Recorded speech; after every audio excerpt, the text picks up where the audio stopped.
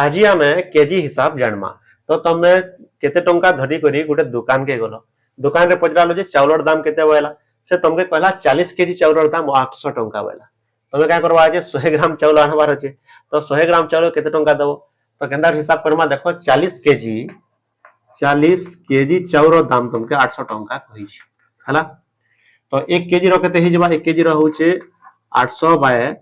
40 करबो केते हि जबा 20 टंका हे जबा बुझे बुझेत की तो तुमके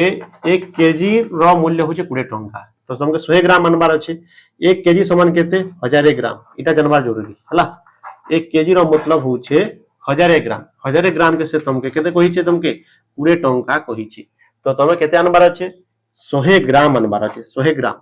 ग्राम देखो दुई पद्धति करि परबो 1000 के 100 करबा ले केते करबा पड़बा व्यक्त को 10 करबा पड़बा माने जदि अंदा देखो 100 ग्राम हे जबा तो इने भी 10 कर देबो 10 के जदि 20 करबो ले केते होचे 2 हे जोचे तो 100 ग्राम के तुम केते टंका देबा पड़बा 2 टंका देबा पड़बा तो बुझी पारले इना मने रखबा जिनिस होचे 1 केजी होचे 1000